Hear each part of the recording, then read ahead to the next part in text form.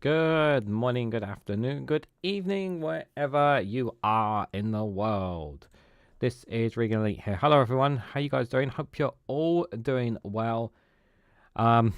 just before we just crack on, I'll just say, like, OBS, like, after this Good Morning live stream, they were like, oh, we have an update. Would you like it? Oh, yes, I would love an update to fix my OBS countdown. Update doesn't do anything for the countdown.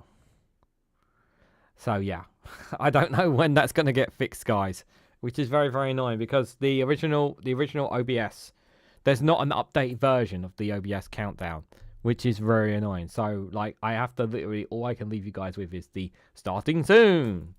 That's all I can give you guys. So, I'm really sorry about that. It's very, very annoying. But, apart from that, welcome to Reganelite's Viewpoint, episode 118, originally called the Snowflake Viewpoint. Here on Monday, the 29th of September at 8 p.m. UK time. We got 6 stories here that we're going to be looking at. Plus, I got a couple of funny videos, and I got a very good one right at the end, guys. A hilarious one.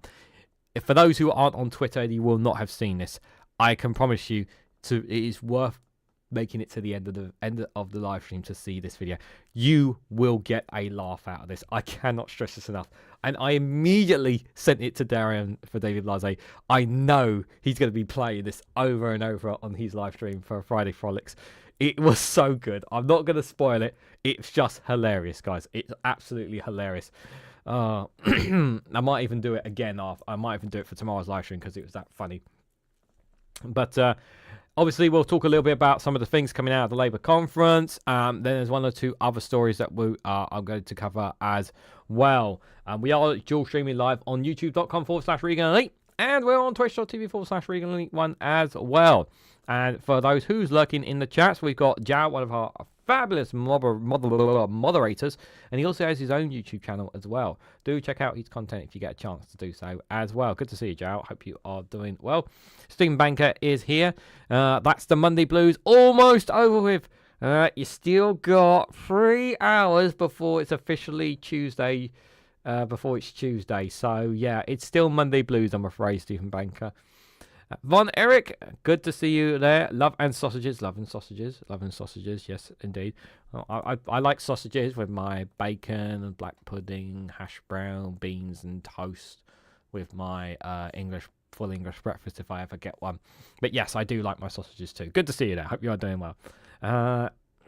Anybody else lurking in the chat? Doesn't seem to be anybody else there at the moment. Right, let's get started, guys. We've got quite a few different stories to go through. I want to start with this one here, this exclusive from Sky News here. Very interesting, a very, very interesting one here, an exclusive from them here. So almost 2 in 3 Labour members back Andy Burnham over Keir Starmer for leader, the poll shows. The exclusive poll also reveals that around a third of Labour members polls no longer thinks Keir Starmer is a good Prime Minister. Now, I'm going to take a step back for a second here. Wee Bud, good to see you there. I hope you are doing well. I generally don't think it's so much about Keir Starmer. I really just think it's the people around him, i.e. Morgan McSweeney. I generally think he would actually do better if he just got rid of Morgan McSweeney. He's the problem, I think. I generally think things could improve dramatically with the removal of Morgan McSweeney. The problem is there's too many people who aren't willing to push him. He is for me the big problem in the Labour government. Because as long as he's in that position, I still can't see, even with two in 3 Labour members backing Andy Burnham, what are they going to do? Like, they cannot force. I can't see them forcing a situation where they're ousting Keir Starmer. Because they're prepared to wait another year to see how things go. They're prepared to wait. And I think it won't be until Labour gets smashed at the local elections, gets smashed in Wales, gets smashed in Scotland, that the reality finally sinks in that Labour needs a change in leadership. Right now, it's a case of, yeah, they want a new leader, but they're at the same time, not everyone's completely on board. Even though this poll says that, I don't think it's a case that all Labour members are like, yeah, we definitely need a new leader. There's the rumours and the rumblings in the background. But the thing that infuriates me the most is that, like, a lot of Labour members quit their memberships, as many of you guys know, over the year and a half since Labour came into power. And some of their policies have been nothing short of abhorrent. have been absolutely horrific, and that's all. And I really do point the finger a lot at Morgan McSweeney, and I'm sure you guys here can throw down all the list of policies that they've been throwing over the past year or so, the really bad ones, like the disability cuts they were going to do, just as one out of many examples of trying to do some really disingenuous, horrible things. And I just look at this and I'm just thinking, how, like, I still can't fathom, like, this is definitely not the Labour Party.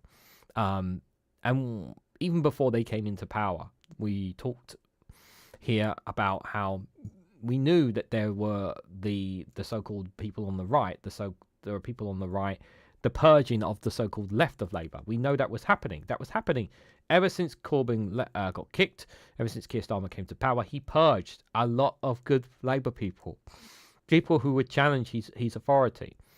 And it's become a centre-right party. It's not a left party that people try to claim it is.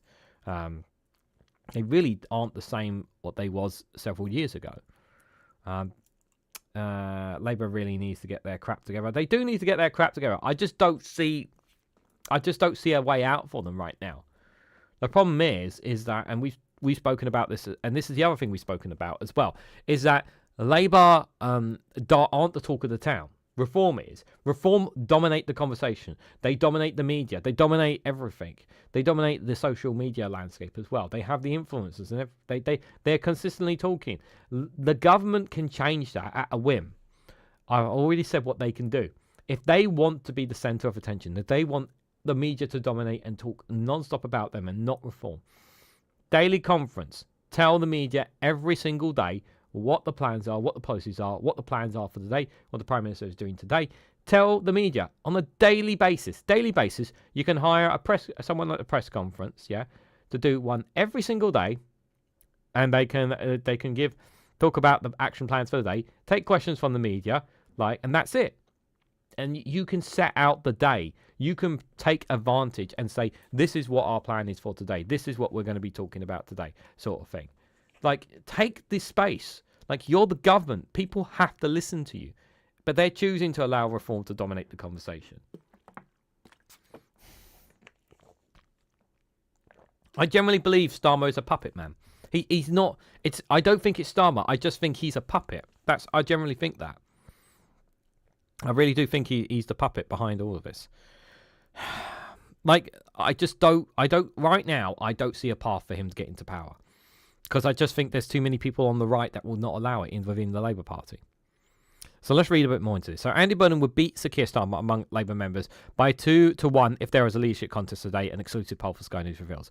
Yeah, but that's if there was a contest today. So a poll of 704 Labour members taken a week by YouGov found that 62% would back Mr Burnham and 29% would back Sir Keir.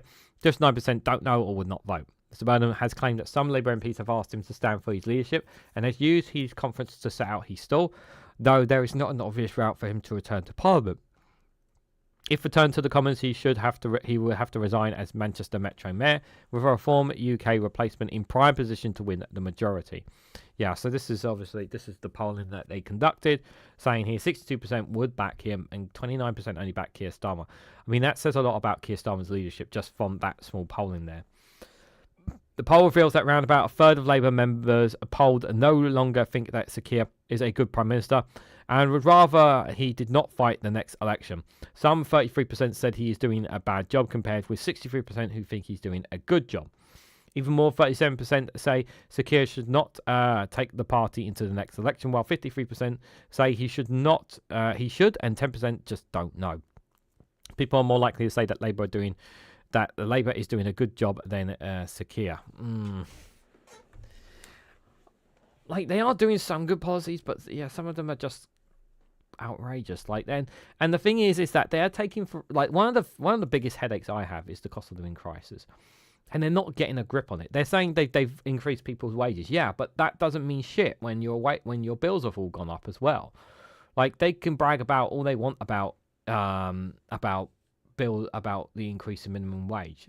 I only need to turn around and literally, if I ever get on Question Time, if I ever get a chance to say something to a Labour minister and I would say, you guys need to stop I would say to them, you guys need to stop bragging about the increase in minimum wage, because that doesn't mean nothing when all other bills have gone up.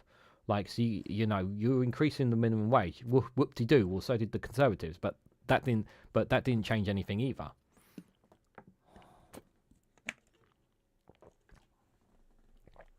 Even more, 37% say Sir Keir should not take the party into the next election. Yeah, I don't think Keir Starmer should take the party into the next election.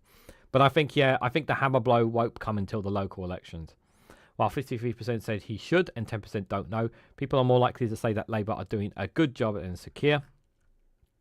Mr Burnham is favourite to succeed him by a long distance. A total pick of 54 members. We'll come to the videos in a moment, guys.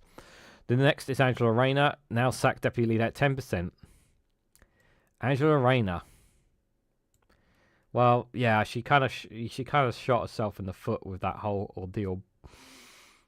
Really, if it wasn't for that scandal, she would have been a shoehorn for that position.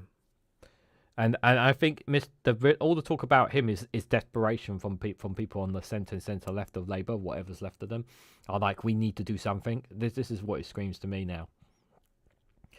West Streeting on 7%. Good God. Ex-leader, now Energy Secretary Ed Miliband. Yeah, Ed Miliband's not going to... No, not Ed Miliband. Yvette Cooper, God, no. She's the one who prescribed Palestine action. And Shabina Mahmood on 2%. No. Mr Burnham comfortably beats all final rounds of voting according to the poll. In the event Mr Burnham was unable to stand, you could poll a number of head-to-head races. West Streeting beats Shabina Mahmood and Ed Miliband, but would lose Angela Rayner and Yvette Cooper. Miss Mahmood would lose to Mr Miliband and Miss Cooper. Excuse me, and Miss Cooper would beat Mr Miliband. The poll also examines attitudes to the deputy leadership contest. The poll found 35% would back Lucy Powell and 28% would back Bridget Phillipson, while 30% don't know and 5% will not vote. Excluding don't know suggests Miss Powell is ahead of Miss Phillipson with 56 to 44%, a close margin in some other pollsters. So I don't know how big of a difference this is going to make. Again, and like this one is kind of like, well, I guess we'll have to wait and see on that one. Broadly, members who back Miss Powell are less likely to support Keir Starmer. The poll makes tough reading for Angela Rayner. 60% said she was right to resign, against 34% who said it was the wrong decision. It's interesting that 34% say it was wrong that she resigned there. I do find that interesting, guys. Let's have a listen to some. Let's see. Are they going to play ads here? Let's have a listen. Eddie's keeping the family updates. Yeah, of course they were going to play adverts there. Let's have a look at you. All this infighting is not good for the UK. It will benefit reform. Yeah, that's true, Joe. It will benefit reform, which is very, very frustrating indeed. Let me know if there's an issue with the volume, guys. Rob Powell from Sky News. Hello. What's your message to the Prime Minister at this conference? I'm going off to a fringe. If you want to hear it, you can go there, but I'm not doing it in the street. I mean, there's been a few choice words from government about you potentially plotting some sort of leadership challenge. Is that wide of the mark? I'm not doing interviews in the street. I'm sorry. Hello, Andy. Hiya. Okay. I mean, some of the comments must sort of undermine the government, though, don't they? I guess you could just rule it out, or no? He's not answering the questions. This was kind of pointless. He's not answering the questions here. So fast. Another advert. They're doing this to me. No offence to the good people of England, but England is foreign to me. End of System Bank. Yeah, well, you know, I consider I like Scotland is different to me as well. But hey, let's have a listen to see what else is being said here. Starmer or Burnham? Is that a question, really? Yeah. Andy Burnham's a man on the up, but should he take over the Labour Party? Members don't rush to back the Prime Minister. Burnham or Starmer? Definitely Keir Starmer. Oh, Starmer. As I know, Andy Purr. What? Hold on a second. What the hell is he doing there? What the hell is Michael Gove doing there? Why is Michael Gove at the Labour conference? Why is he there? Why is he there? He should not be there. Who invited him? Who invited the toad in? Good evening, Dave McGuinness. Hope you're doing well. Good, is it morning? Morning to you, Steve McMorgan. Good to see you there. Hope you're doing well. I think it's morning where you are. I believe it's Tuesday morning. Correct me if I'm wrong. Hope you are doing well, buddy. Good to see you there. I know you've been not been able to attend live streams and you've got real life stuff going on. So it's good to see you there. Hope you are doing well. In Garron voice sneaking, yeah. What is this tone doing here? As I know Andy personally, I'm not going to get involved in that. An exclusive Sky News poll reveals in a head-to-head for the leadership, 62% of members would vote Burnham, with just 29% picking Starmer. And come in, everybody. There's more there. The cameras are all following Andy Burnham, but it's not happening for him anytime soon. He'd have to stand as an MP, quit as Metro Mayor, and then there are fears that Manchester could turn to reform. The real contest at this conference is the race for deputy, Lucy Powell versus Bridget Phillipson, and it's closer than you'd think. 56% say they'll vote for ex-Cabinet Minister Lucy Powell, and 44% plan to pick Education Secretary Bridget Phillipson.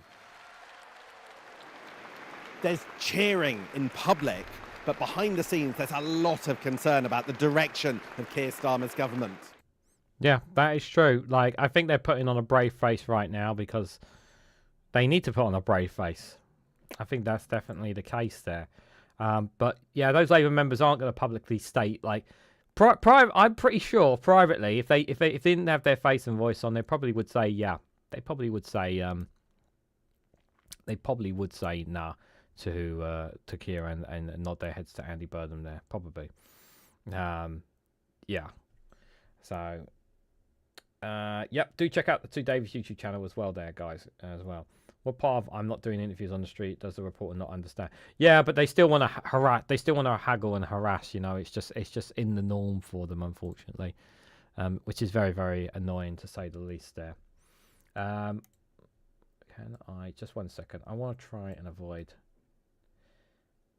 I want to try throwing so many ads in front of you guys if I can. This next one is another reason to get angry with Labour. The new right to remain rules could apply to migrants already in the UK. Already in the UK. So the Home Secretary is understood to be considering applying the policy to deal with concerns about the so-called Boris wave. So those who are already in the UK, obviously we need to read the context of this. But I really hope that they are not pushed. It feels like to me that they are trying to push more and more towards reform. The language that they are using, the rhetoric, they're trying to fight fire with fire, and it's just not working. Like they're saying, we're going to put out the reform fire by pouring more oil on it. You know, not realizing that oil actually isn't the solution. You need water. Sometimes water doesn't work either, but still. Oh, Steve, wow. Thank you so much. That's super generous of you. Thank you so much for 20 New Zealand dollars. That's really, really generous of you. Thank you so much. That's very, very generous. I really appreciate your support. Thank you, Steve.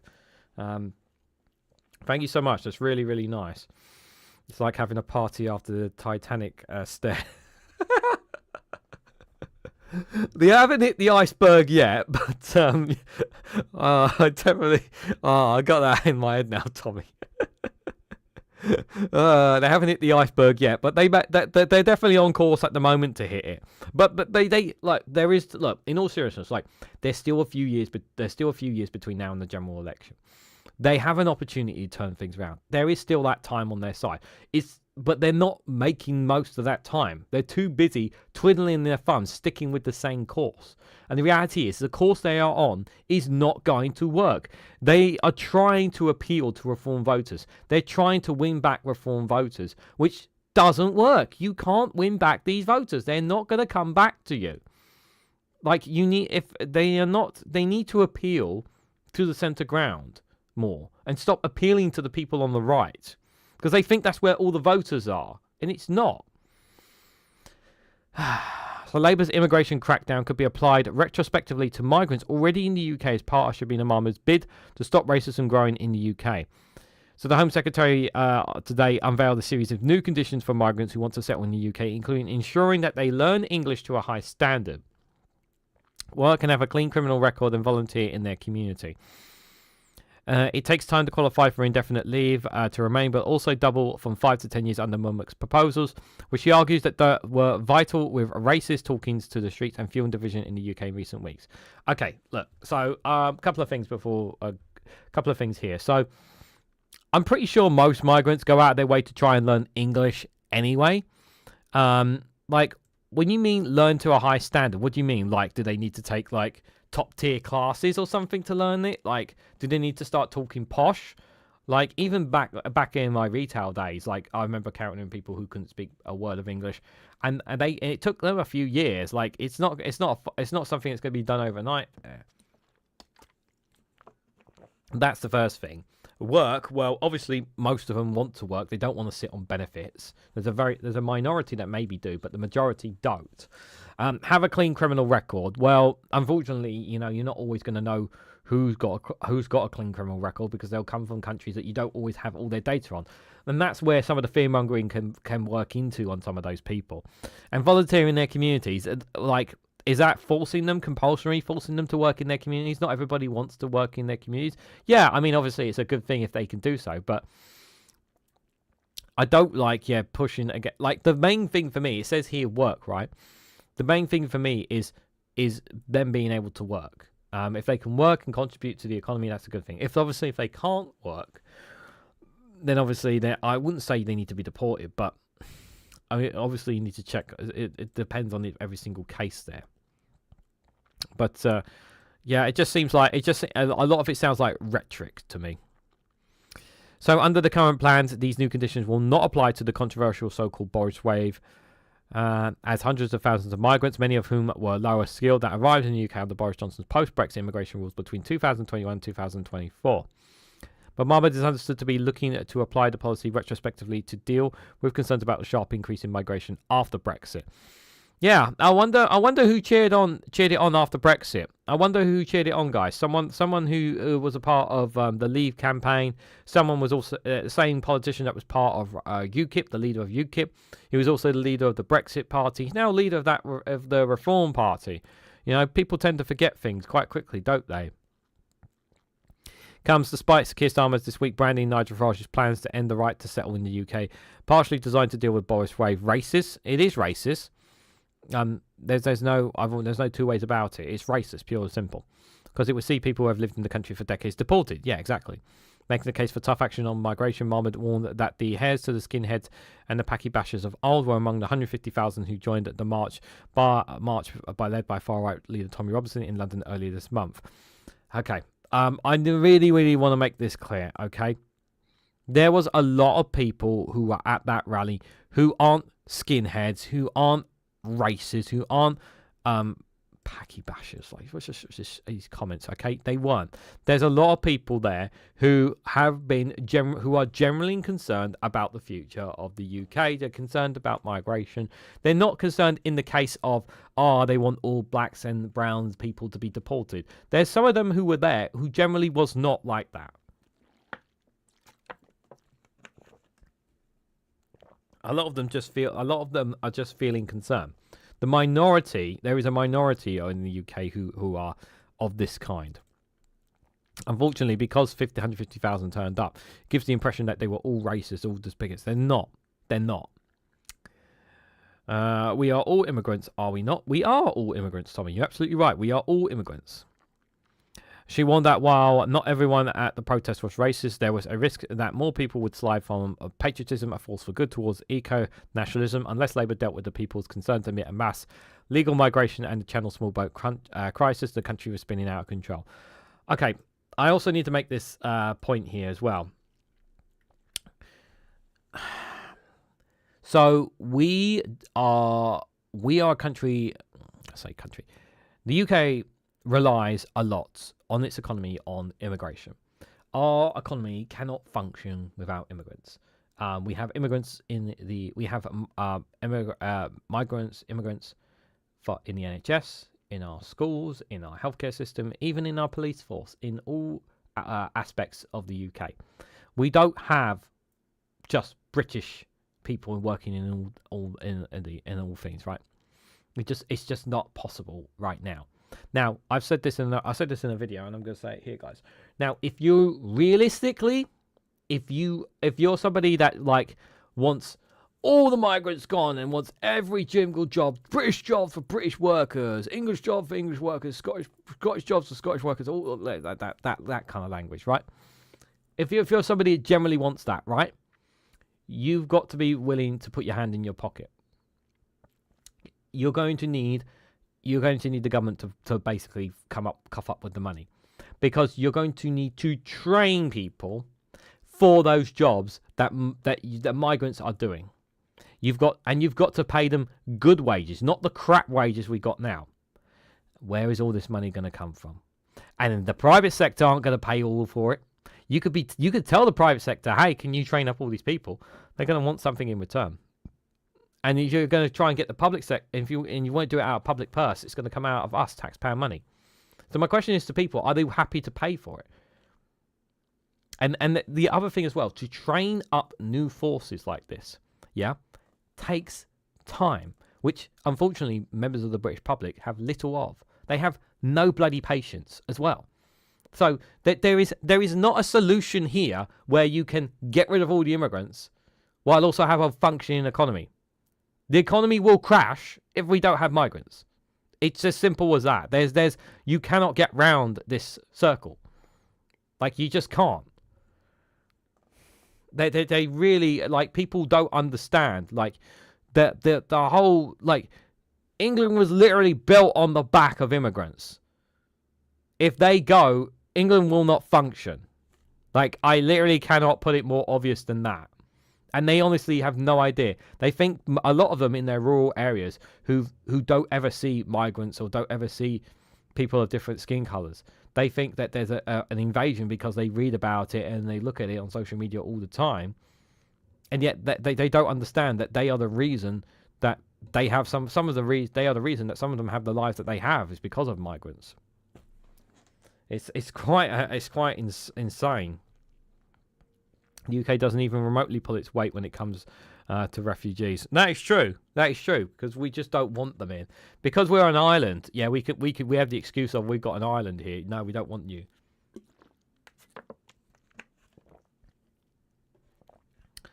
I've recorded a lot of videos today. That's why I'm going to be drinking a lot of water. Mahmoud used a highly personnel speech reflecting on our own Pakistani heritage background to argue that Labour need to take tough action on both the Channel small boat crisis and legal immigration to stop the country becoming a littler England. Littler England. Working class communities will turn away.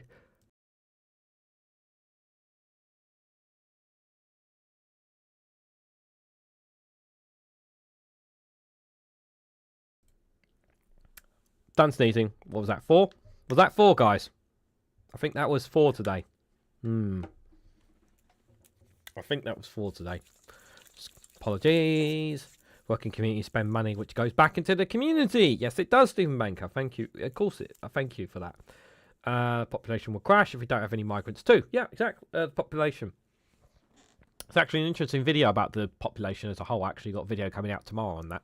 Members can check it out now if they want to. Top tier members can check it out now if they want to. So working class communities will turn away from Labour and seek solace in the false promises of Reform leader Nigel Farage if the government fails to act on migration concerns. Mahmoud added. The Home Secretary argued that the UK has always been open, tolerant and generous, but that it relies on control of the borders. Without this, she said, people will turn towards something smaller, something narrower, something less welcoming, and the division within this country will grow. Consultation on the change of the indefinite leave to remain status will be launched later this year. In its white paper published in May, and the government has also pledged to increase the amount of time migrants have to wait before they can apply for indefinite leave to remain in the UK to 10 years. Currently, most migrants who come to the UK on limited time working visas can make an application for indefinite leave to remain after 5 years. Yeah, and the government wants to change that as well. I feel like they're desperate. It just comes across to me that they are desperate to try to stop Reform voters voting for Reform and saying, no, come to us. Look, we're doing things. And I've said this before and I've said this again. It doesn't matter what you say to Reform voters. They're not going to come back to you. They're not going to come back and vote for Labour. They've got in their mindset that they are tired of the same old politics from the two big parties. That's in their heads. It's in their heads. And I don't blame them. And I'm sure most of you in the chat don't blame people for thinking, you know what, bugger the Blues, bugger the Reds. I'm going to vote for this party because I want something different. I want something different. I don't care what the consequences are. Like, that's what some people are thinking. You know, people are angry. People are frustrated and not getting the change that they want. And it's a sad state of affairs. But that's how a lot of people feel. The fertility rate is too low in Western society. We have two options. One, take away bodily autonomy from women and force them to breed. Or two, encourage immigration.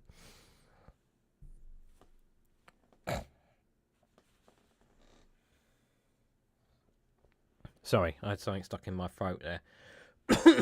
Excuse me. I actually, one of the things I said about that on my video was tied. It's tied to the cost of living crisis, the birth rate. But you can have a read. You can check out the video tomorrow on it, because I do tie the population and birth rate thing to that, among other things as well. But thanks for that comment. Here's another great offer from Labour, guys. They're really showing their stuff here at this conference. Young people to lose benefits if they refuse job offers. That's right, guys. Right, Theresa to announce plans to seek out young people not in work or training and to abolish long-term youth unemployment. Yep, that's right, guys. If you don't work, you're going to get what? Homeless? What if they don't have a parent or guardian to go back home to? What if they don't have a family or something? You know, what if they're just a young 21-year-old kid? So what? Are you going to basically chuck them out on the street because they can't get a job that's suitable for them? Like, this kind of language again. This is right. Desperately trying to appeal again to Reform UK. That's what this is. It's trying to appeal to Reform UK. So young people face having their benefits docked if they do not take up offers of a job or training under back to work plans to be announced by Rachel Reeves. The Chancellor will pledge to abolish a long youth term unemployment by guaranteeing paid work to young people who have been struggling to find a job or training for 18 months or more. Now, here's the thing, right? Here's the thing. This can only work. I'll come to that super chat in a moment, my friend. This can only work, right, if the pay is better than what they are getting on benefits, and that they are still able to live in a decent environment. If they are getting paid for a job, right, and that the pay for the benefits is better than what they are earning for that job, they will want to stay on benefits because they can actually live. Because there are some cases where the job is so crap in pay that it can't pay their bills. What you cannot have a situation is what we have right now in England specifically, is where we have a lot of people who are working while also on benefits because their jobs doesn't give them enough money for them to live. The state has to hold them up, which is an absolute joke. It's a failure of the system. It's a failure of the government. That's why I've said about, like, Labour keep bragging on about the minimum wage, which I already said. But it's just really, really frustrating. Correct, young man, and your anger is righteous. Thank you, Dave McGinnis, for the £2 super chat. Oh, by the way, I will be doing a Discord after chat for a little bit after the show if you guys want to join me for that. Might be do about maybe half an hour, maybe an hour, depends how I feel as well. If you guys want to join me for a little bit on that on Discord after as well, just for a wee chat about these things as well. So, and thank you again, David. I appreciate your support, my friend. And again, guys, do check out here, their show, The Two Davies, as well. Under a youth guarantee, officials will seek out hundreds of thousands of young people who are unemployed or off sick to offer help, and they face losing benefits if they refuse. However, Reeves will pitch the policy as essential to Britain's founded on contribution as Labour seeks its own definition of fairness to counter the threat from Reform UK.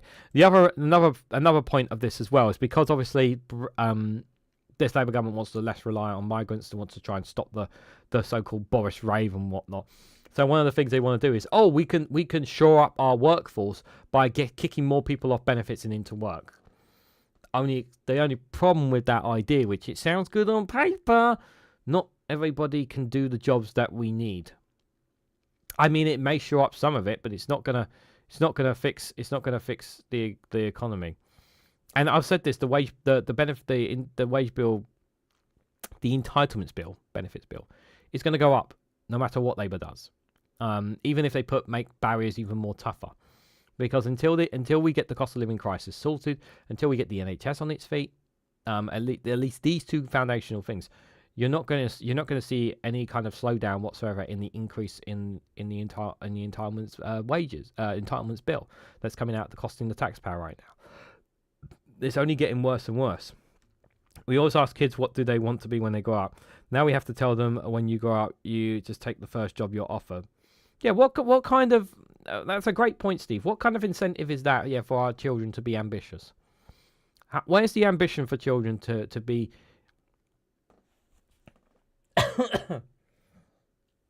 Where is the ambition for children if you're telling them that? Reasonable pitch policies. Yep. Almost 1 million young people aged 16 to 24 are not in education, employment or training, and tens of thousands every year go straight from studying to long-term sickness. Yeah, this is obviously this, I agree, is a major issue and needs to be dealt with. Absolutely. Why are the rich not mad to pay their share? The rich don't want to pay their share. They want more money because they don't have enough money, obviously. Rees will say this is bad for business, bad for taxpayers, bad for our economy, and it scars people's prospects through their lives. To a certain extent, I agree. I do agree. But if you're not prepared to deal with the cost of living crisis, you've got to deal with the cost of living crisis. You've got to deal with what people's needs are. If you're not going to deal with that, you're not going to fix the problem. All you're doing is shifting the problem. You're not fixing the problem. Everything is all interconnected to it. The healthcare, the cost of living crisis, which is tied to crime, which is tied to our broken justice system. And then you throw migrants on there. All these things are interconnected. You've got to deal with all these situations. Now, obviously, I'm not saying that what the task in front of Labour is an easy one. I know they inherited a shit position from a Conservative government that left everything in a absolute bloody mess. I accept that, but it's been more than a year and a half. I know I said I wanted to see at least something from this Labour government that makes me say, oh, you know what, they're taking some things in the right direction. I'm not hearing that from people. I'm not hearing it from people on the ground. I'm not hearing it from people online. I'm not hearing it from, not just from videos and from whatnot, from people that I know, people that I meet, from when I talk to regular people. You know, whether I'm going to wrestling shows or whether I'm seeing colleagues or X, Y, and Z, like, I'm not hearing people saying, you know what, Labour are doing all right. You know, Labour staying in the ships and that. I don't hear that anywhere. I'm not hearing that. I don't know if anybody in the chat has heard that from Labour since they've come to power. I'm not hearing that. And that should be scary for people. In her speech to the Labour Party conference, the Chancellor will pledge not to leave a generation of young people languishing without prospects. She will use her share of the $1 billion a year in extra employment support promised in the spring to set up a youth guarantee. Every youth person will be guaranteed either a place in college for those who want to continue their studies or an apprenticeship to help them learn a vital trade to our plan to rebuild our economy, or one-to-one support to find jobs, we will say. Listen, I'm all for helping young people get into education and what I don't support here in particular in England is that we put, especially in universities, we put a big fat debt on them. I hate the tuition fee. Absolutely hate. I hate the loans they get put on. Our concept of wealth is definitely twisted. Yeah, Reg, good to see you there. Hope you're doing well. More than our guarantee will ensure that any young person out of work for 18 months will be given a paid work placement, real work, practical experience, and a new skill. She will commit this government to nothing less than the abolishment of long-term youth unemployment. Although ministers were forced to reset on $5 billion of welfare cuts over the summer, in the face of revolt by Labour MPs, ministers will insist the guarantee must come with conditions, warning that those who refuse to take up those offers or that they risk losing at least some of their benefits. Pat McFadden, the Work and Pension Secretary, will say, with that opportunity comes responsibility to take up the training, the apprenticeship and the offer and the work that is offered. We shouldn't be forcing people into jobs that they don't want to do. We should be trying to encourage people. What jobs can you do that you would be comfortable doing? We should be looking at this from a human point of perspective, not from, oh, we need to get you off the benefit system, get into a job. We need to be looking at it from a human perspective.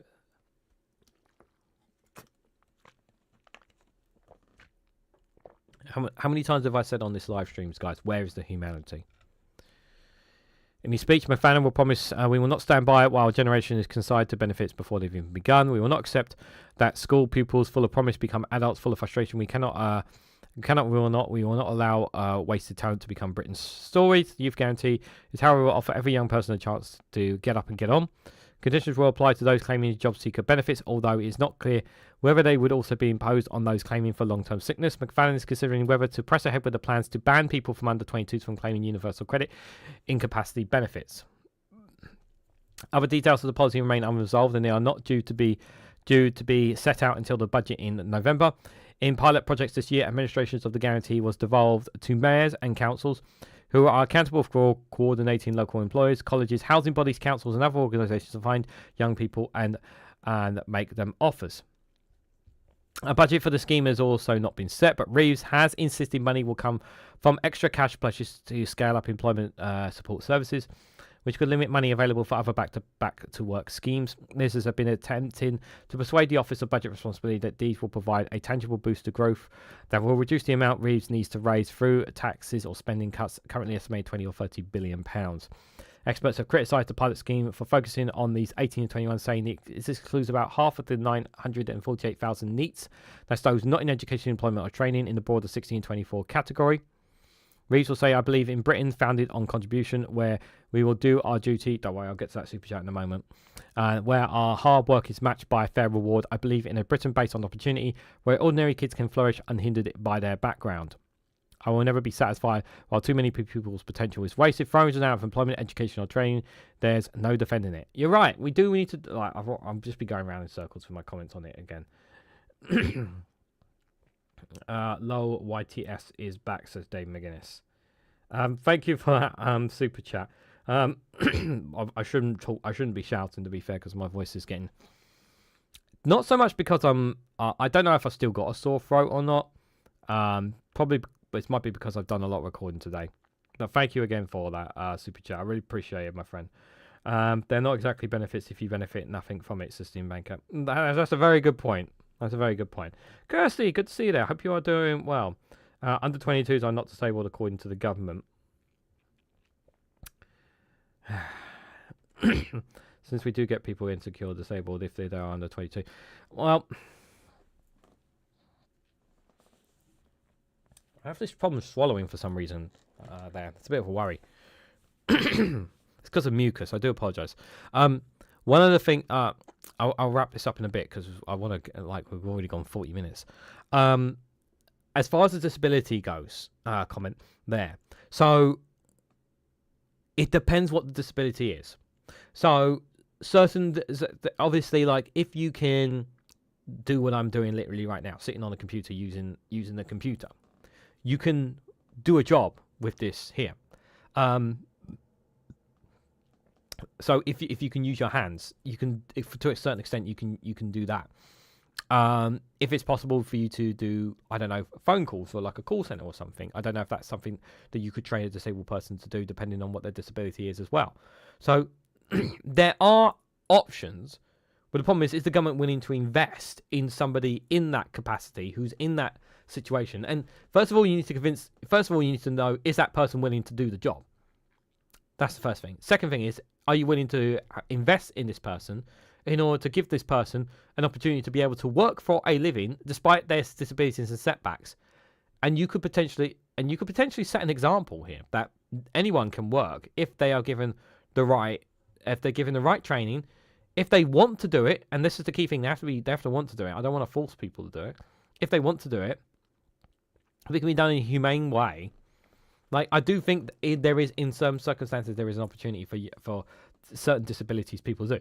But what I don't approve of is forcing them against their will to do it, or pushing them, or making the how difficult it already is for people to claim benefits, especially disability benefits, as it is.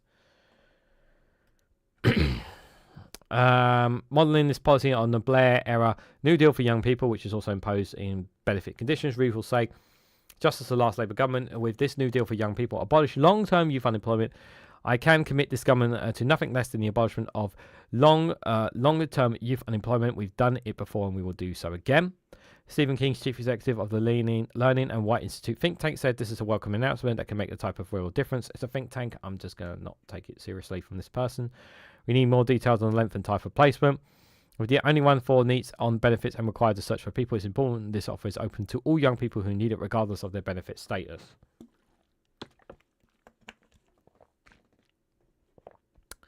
Everybody's situation is different, but we must look at it from a human perspective when it comes to people on benefits.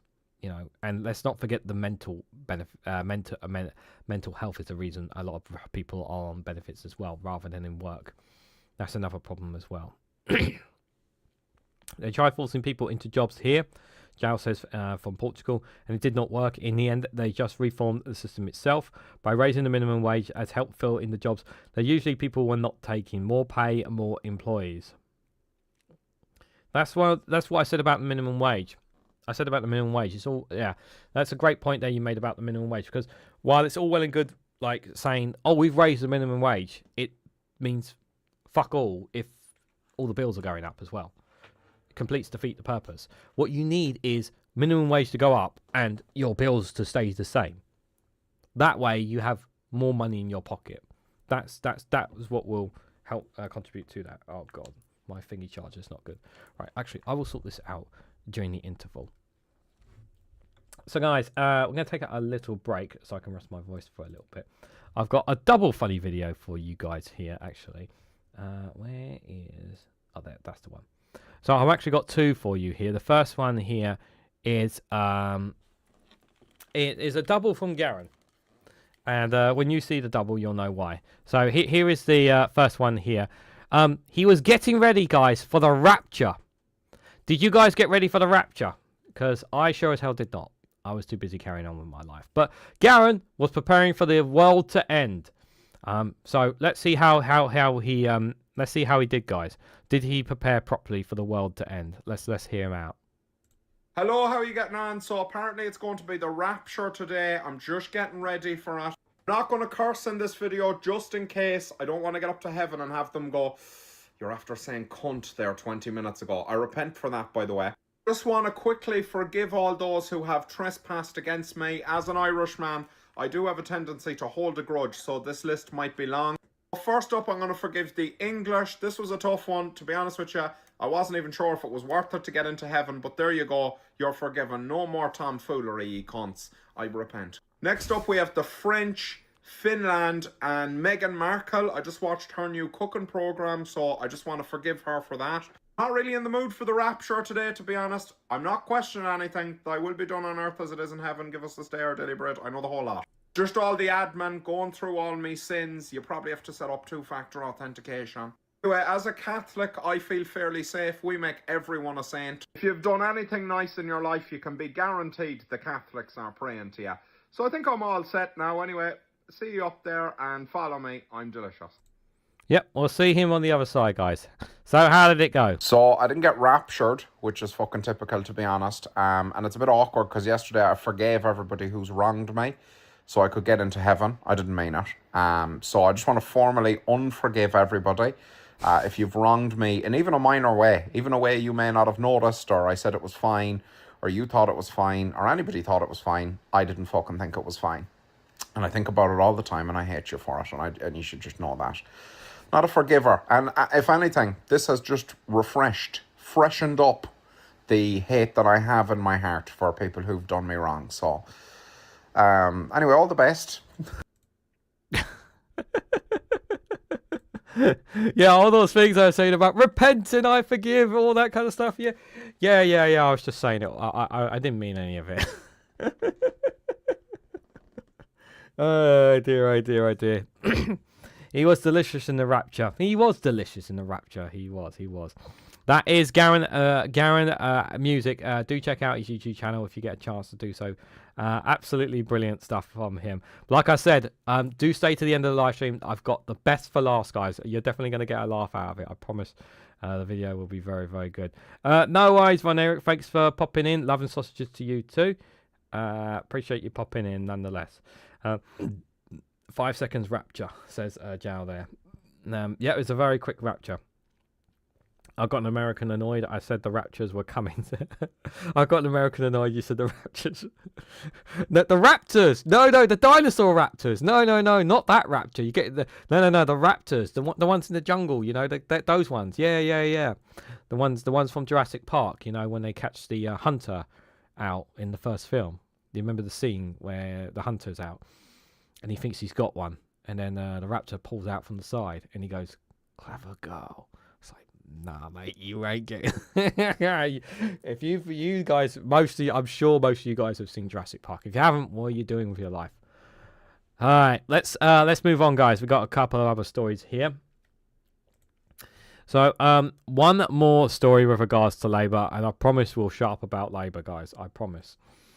But don't worry, it's not from an idiot. It's from a man of too common sense to a certain extent, shall we say. So Keir Starmer should have done more to tackle the rise of reform, the Green Party leader claims. Zach Polanski is using the Labour conference to make the case for the Green Party. That's what you should do. Get out there. I think he's actually in and around the Labour conference, and this is the kind of thing I like. Like, he's not afraid to get in there, get his hands dirty with people who disagree with him, and here he is. You know, not inside. He can't obviously go in the Labour conference because he's the Green leader, but here he is, like, not being afraid to get out there and talk to people again. You know, once again. Oh, by the way, and this Wednesday, he's next episode on his next episode of his YouTube channel, his podcast interview.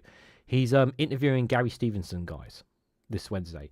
So I do recommend checking that one out. It's going to be really good because apparently they had some disagreements, according to a clip Zach showed. So that'll be interesting to say the least.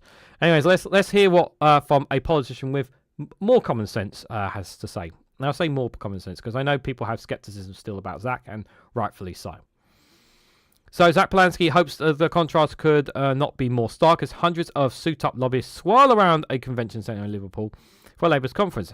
And he is strolling up and down a bold street, a short walk away, to hear what real people care about. Donning on his go-to olive and knickerbockers and the black Tyler suit, the Green Party leader is pounding the pavement, making the case for disgruntled Labour voters to join his growing ranks. The firebrand left-winger, who was elected leader of the Greens this month with 85% of members' votes, claims Sir Keir Starmer's premiership has been an unmitigated disaster, paving the way for the rise of populist right in Reform UK. Yeah. He's given the ball to Reform and says, here you go, guys, you do it. That's exactly what he's done. Rapture was a great song by Blondie, says Kirsty. It was indeed. Sir Keir and his cabinet have ramped up their attacks on Nigel Farage in recent days, branding Reform UK's latest immigration policy, a plan that is racist. Rachel Reeves doubled down on Sir Keir's comments on Monday, telling the Labour conference that Reform leader was the single greatest threat to Britain. That is true. Mr. Polanski claims Sir Keir has failed to challenge Reform through its rise in the polls over the past years, meaning it has got to the point where Farage has created a public conversation about ending ILR. In that way, the Prime Minister is complicit, he claims. He also pointed to the fact that Sir Keir did not address the nation from Downing Street in the wake of Tommy Robinson's Unite the Kingdom rally earlier this month, a demonstration which attracted around 150,000, saying it demonstrates the utter vacancy of moral and ethical leadership. Labour said the Unite the Party rally did not take place at its... the Unite the Kingdom rally did not take place at its conference. Oh, that's good. That would have been really bad if they did. Yeah, here he is, out and about, talking to people around the area. Mr. Polanski appeared outside Labour conference, comes on the party's business day, which sees lobbyists and executives pay thousands of pounds for FaceTime with senior members of Sir Keir's cabinet. Yeah, and you can just literally walk up on the street there, talk to Mr. Polanski, and just ask a couple of questions. Asked what his pitch is to disgruntled Labour backers as he hopes to win over Mr. Polanski, he said, Labour Party has sold you out to corporate capital, he said. He pointed to a 55,000 package available to those attending the so-called Business Leader Summit at the conference. Yeah, why pay £55 for that when you could just Google your information, you know, for free? Or ask Grok or ChatGPT for much fare. Why can't we all just get along, says Kirsty. That's a good point. Thank you for that $1.99 super chat. You're right. Why can't we all just get along?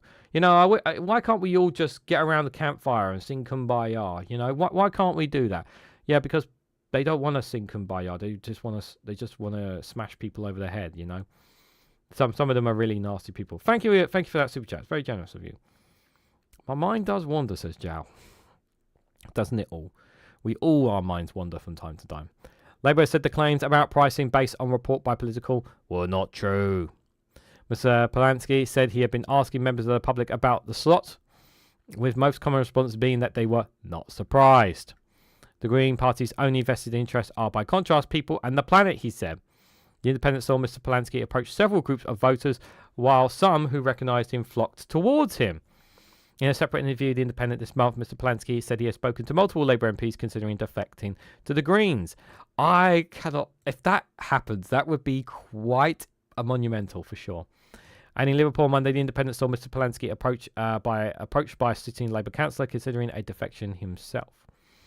The man who asked not to be identified took Mr. Polanski's email address as he agreed to be in touch. He described the Labour Party under Sir Keir as always hoping that they would change, and we will always and they always let you down. One voter who met Mr. Polanski said he had supported Labour in 2019 and the Conservatives at the last general election, but he was leaning towards the Greens next.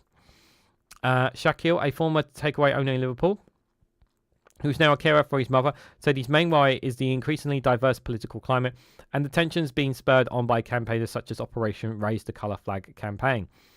He said Sir Keir is not doing enough to combat the rise of far right and ease tensions, adding, "You've got the power, you've got to tackle it." Sir Keir Starmer is afraid of Nigel Farage, he added. Mr. Polanski's main focus on Monday was talking to Labour backers disgruntled with Sir Keir's premiership, and he said the message he took away was, people aren't leaving the Labour Party has left them. Where have I heard that line before, guys? Martin, good to see you there. Hope you are doing well. I'm meeting so many voters who supported Labour and are now looking for an alternative, and even Labour members who are looking for an alternative. What Nigel Farage has done is rocket boost reforms, polls, ratings, and there's no reason that should happen with the Green Party. Since Mr. Polanski announced his leadership bid, the Green Party's membership has grown by a third to pass 80,000. Its membership is still going up, guys. I've actually had people asking me when am I going to join the membership. I'm under pressure to do so. Maybe. He faced a challenge uniting the left-wing anti-Labour vote behind the Greens. However, with the rise of Jeremy Corbyn and Zara Sultana, your party, but the Greens have been boasted by the left-wing upstart party descending into infighting and chaos. Mr. Polanski said that my door is still totally open to Jeremy Corbyn and Zara Sultana, but my argument is still the same. If you want a party that's a socialist party with progressive values, the Green Party already exists.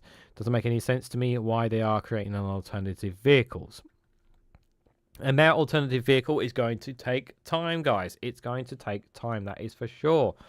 Thank you, Martin, for the £2 CPF. Save the penguins! The penguins have been saved! The penguins have been saved. Indeed, they have been saved. All hail, Pingu. Thank you for the Democratic Penguins Republic. Pingu wants to say thank you, guys, for the super chats today. Thank you, guys, for your support for their country, their nation, and their people. They really do appreciate your support. It really does make a difference to their lives, guys. So thank you guys so much. Thank you for helping me reach today's super chat goal as well, guys. Really appreciate it. Thank you. But yeah, interesting comments from Zach Polanski there. Once again, on the prowl. Like, I do want to keep an eye out. I do want to cover him as much as I possibly can. See where things go. And when things go wrong, how he responds to them. Because things will go wrong at some point for the Green Party. They will. It's a case of how he responds to them as well. So, going back in time a little bit here. So, I've got this interesting piece here from Barline Times, guys, to remind us of the never forget to never vote Conservative ever again in your entire life. To really hammer home just how fucking pathetic they were, guys. Here. Conservative government left behind 200 billion of unachievable infrastructure projects. It's a report from Barline Times. Hundreds of billions of pounds worth of projects were left for which successful delivery appears to be unachievable. Now, I'm pretty sure you could probably add HS2 to this number, because this is the one infrastructure project that sticks out to me more than anything, was that one, more than anything. Advice: don't join the NUJ or a political party. Thank you for that £2 super chat, Dame McGuinness. It's been something that has been crossing my mind for a while. It is something that has crossed my mind for a while. I appreciate this £2 super chat. The only party I would consider right now is the Green Party, but at the moment, like it's something that I have thought about, but I haven't pushed over. I know some people. I have had pressure from people to join. But I should join a union at least. But thank you for that £2 super chat. I do appreciate it. Thank you. Thanks everybody for for the super chats. Yeah, I really appreciate it. 200. Let me get back to this topic. So, £200 billion of unachievable infrastructure projects. This was happening under the Conservatives. We had austerity, we had Brexit, we had the pandemic, obviously the war in Ukraine as well as many other things that were taking place throughout the whole 14 plus years that the Conservatives were in power. Obviously, 5 of those years. Never forget that the Liberal Democrats were in bed with them. We mustn't forget the Liberal Democrats and their point in here as well. But £200 billion, guys. It is good to hear that there is a plan for an underground network being built in Manchester for the north of England, which I think would be a massive boost to the economy up there. I really hope that project gets up underground and doesn't get stifled. I'm really worried about it. The project will get stifled. But let's remind ourselves of just how terrible the Conservatives are, because we need that reminder as well. So some 200 billion of major government infrastructure projects left by the Conservatives are classified as unachievable, and they need to be scrapped or reconsidered, a Whitehall report has revealed in advance of the spending review. So altogether, the government inherited 996 billion of major projects. It's almost $1 trillion. But a record proportion, 198 million, are now given red classification by a new Quango set up by the Labour government, the National Infrastructure and Service Transformation Authority, which reports to the Treasury.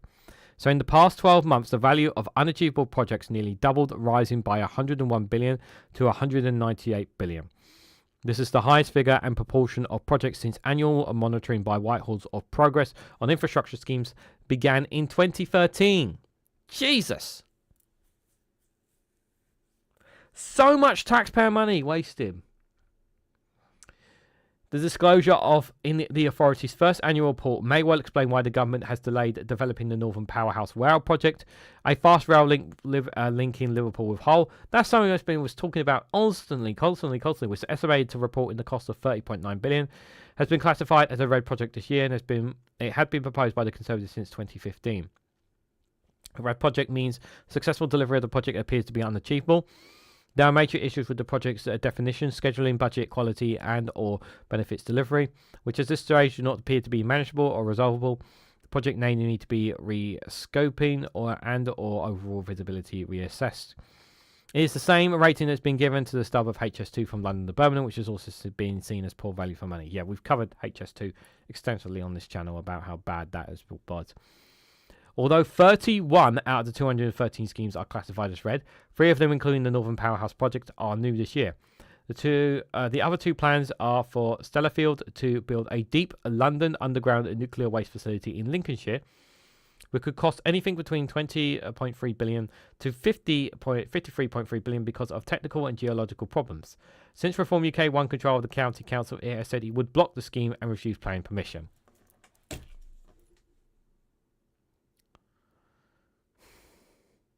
This is the kind of shit you're going to be getting a lot of from Reform. Do you know what? To be honest, locals in the area will probably say, I do not want a nuclear waste facility in my area, if I'm honest. So people will probably say in that area, I don't want a nuclear waste facility in my backyard. The third programme is troubled by one of the Department of Environment, Food and Rural Affairs, which costs 24.875 billion.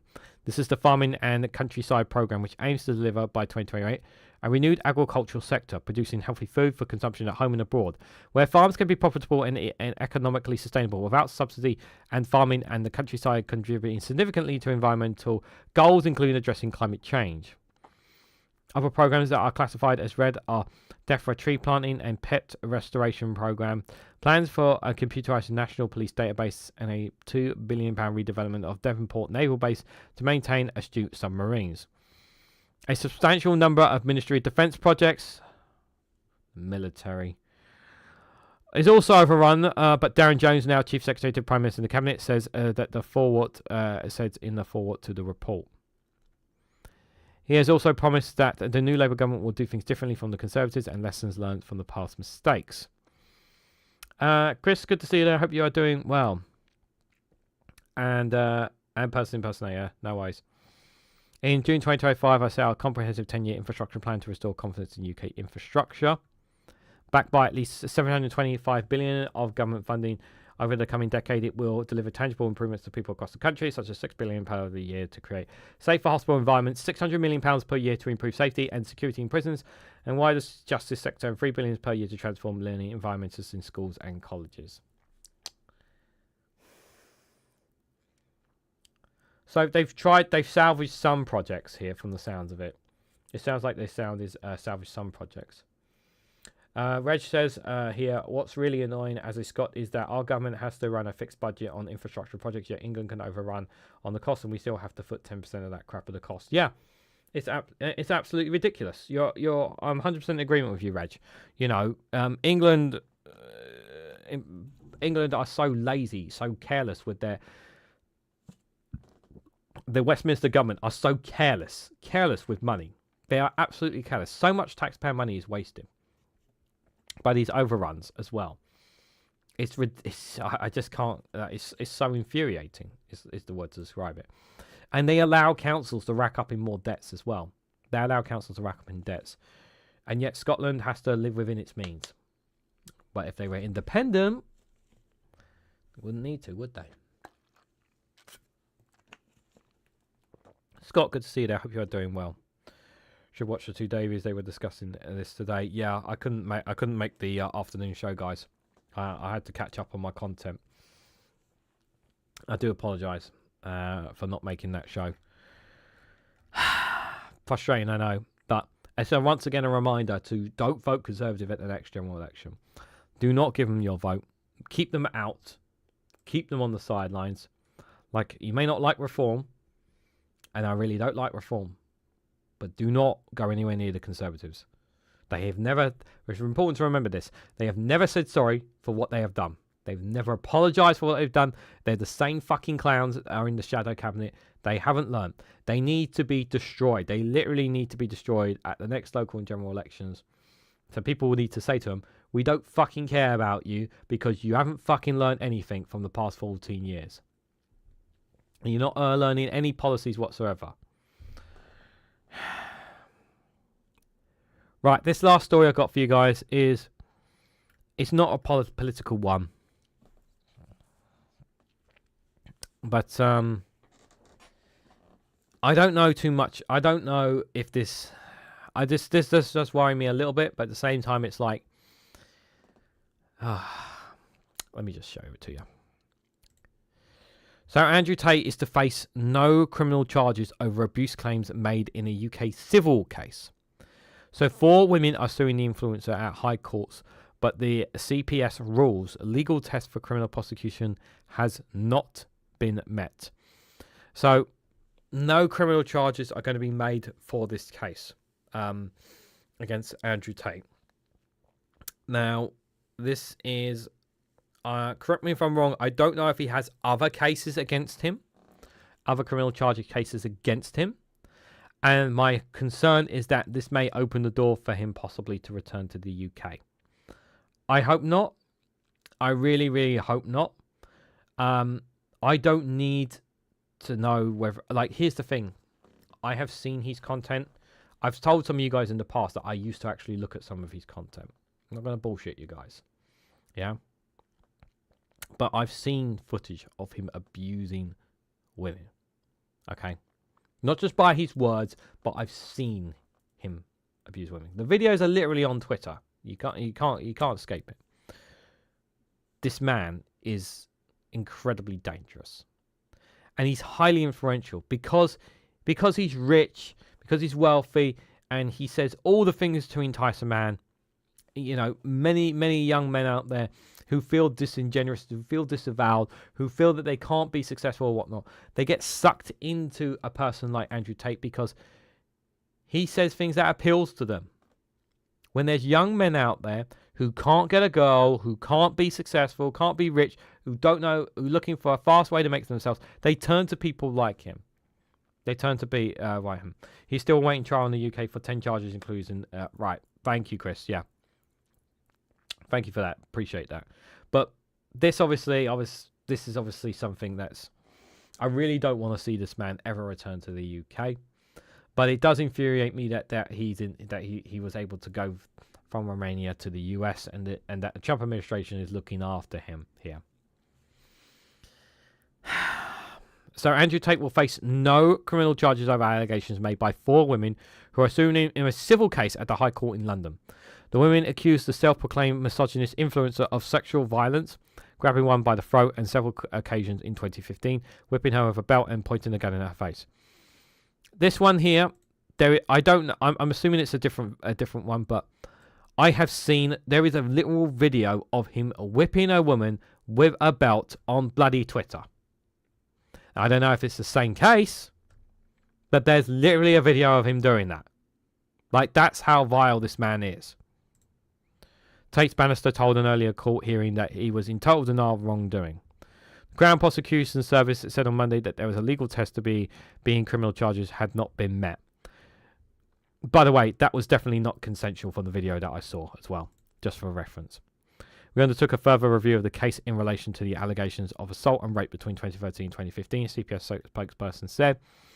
Following careful consideration of the evidence provided by Hertfordshire Constabulary, we concluded that our legal test for prosecution was not met and no further action should be taken. We've informed all parties of our decision and offering to meet with the complainants to explain our reasoning in more detail. Tate's solicitor Andrew Ford welcomed the decision. Blah, blah, blah, blah, blah, blah, blah, blah. The reason CPS made the decision will become obvious when the evidence is played out during civil proceedings. Don't want to hear their side. We are glad to see another example of potential crime case against Andrew Tate failing by the wayside. The women brought the civil case against Tate at the High Court at the Crown Prosecution Service really decided not to prosecute in 2019. 3 of them have reported Tate to Hertfordshire Police, whose investigation were closed the same year. Tate's denied the accusations, which include sexual violence, coercive control, and assault and battery, describing him as a pack of lies and gross fabrications. CPS announced separately in May that he had authorised 21 charges against Tate and his brother after receipt of files of evidence from the Bedfordshire Police. Andrew Tate faces 10 charges connected to 3 alleged victims, including rape, actual bodily harm, human trafficking, and controlled prosecution for Grin. Tristan Tate faced 11 charges connected to 1 alleged victim, including rape, bodily harm, human trafficking. Bedfordshire Police obtained a European arrest warrant for the 2 men in 2024, but it was agreed that extradition would wait until separate proceedings in Romania had been completed. Yeah, which still hasn't. So he's still not facing these crimes. Those crimes. Like when is he going to face the courts? Like, here is the thing I have to say, like, for people who are defenders of Andrew Tate. If he is innocent, challenge it in court. Is the message I always have. If you are innocent, you claim to be innocent, why not go into the courts? Oh, because the system, the matrix, is against me, as he likes to say. The case will bring a civil case is lower than a criminal case. Tate is a vile, poisonous pollstar imputed, says the banker. Yeah. Civil case is ongoing. It's just the CPS are not authorising charges. Yeah.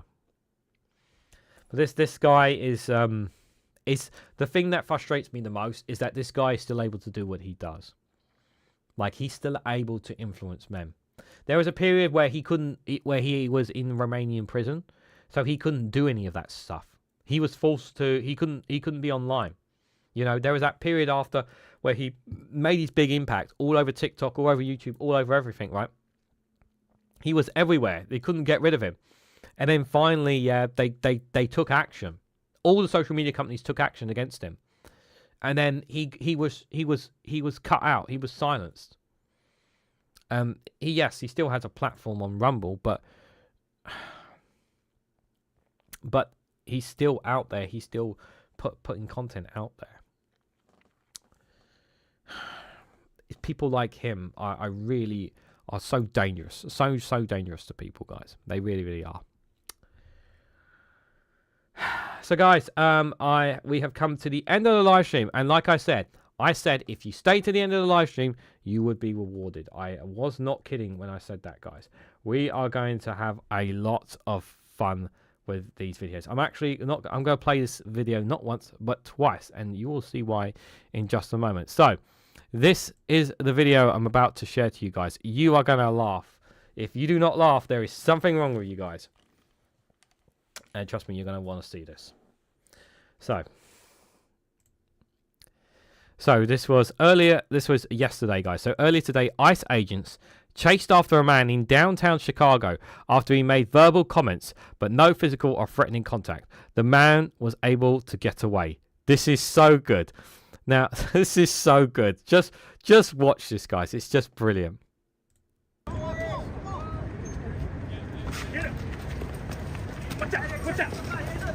Go on, you can get him. Go on, Ice. Go on, Ice. Oh, no, you missed it. Oh, what a shame. What a shame. What a shame. Oh. The best part about this, guys, is he basically said he basically said like fuck Trump or whatever. And you see what he did there. You see him picking something up, right? He dropped his phone. So the guy, even though he got chased, he had time to pick up his phone and get away from the ICE agents. Look how many of them are there trying to get this guy. But guys, that's we need to see it. We need to see it from a different perspective, guys. We need some a background music to go with it. And I think this is probably the better one, you know.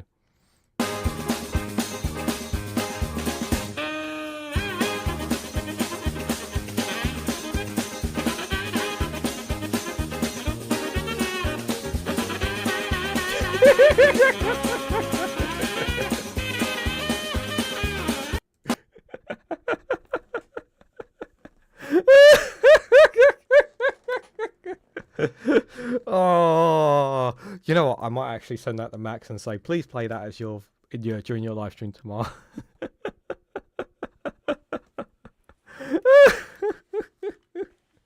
Should we play it one more time, guys? We should play it one more time. Fuck it. Let's play it one more time. One more time, guys. One more time. Oh, one more time.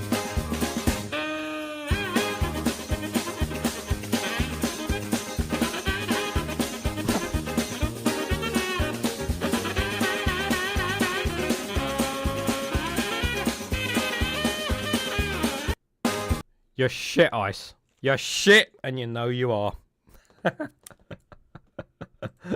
I love this. I love this so much because it just shows just how pathetic ICE really are, guys. They really, really are pathetic. Oh, God. Benny Hill music's so funny. Absolutely. It's perfect for it. Guys, I want to say thank you guys so much for coming on tonight. Thank you guys. Thank you, Steve, for that very generous super chat, and to all the others who gave super chats today. Thank you guys so much. I really, really appreciate your support. Really does help the channel out a great deal. Thank you guys. I really, really appreciate it. If you guys want to join me for for Discord after chat for a little bit, I'll be on for maybe till about 10 o'clock, and then I'll about 10 o'clock possibly. I'll be on there in just a moment, but if you guys want to join me for that for a little bit, you're more than welcome to do so as well. But I will be back live tomorrow at 11 o'clock in the morning for another good morning show. But before you join me tomorrow morning, if you can join my friend Dave McGuinness with his with the papers review at 10:30, it'd be greatly appreciated. I'll also be live streaming tomorrow at 6 o'clock, not 8 o'clock, but 6 o'clock. For global news outside the UK as well. And finally, before I go, a reminder, this Thursday, myself and the Witchy Goth as well, we're going to be doing the live stream together. I'm very excited to have her on the channel, guys. I'm looking forward to it, and I'm sure you guys are too. She does some great content. Do check out her YouTube channel as well. She's absolutely wonderful person, and hopefully in the future we can have her on a roundtable as well. Also, bear in mind, next month's roundtable, I already have Graham Price, power to the people, will be joining us on that one, guys. And so still got 2 more candidates to get on, but Graham Price will be rejoining us again, so I'm looking forward to have him on the roundtable, guys. But just before I go, just one last thing. If you haven't already, please hit that like button, we greatly appreciate. Share this across social media so others are notified of this video. Please consider subscribing to the channel. Help me get to 2,500 subscribers before the end of the year. That'd be greatly appreciated if you can. And do check out Rumble and Patreon content, guys. I've got content dropping all week. I've done recordings for Patreon and Rumble. Links for both of them are down in the description below. So thank you all so much for watching, and I hope to catch you all very, very soon.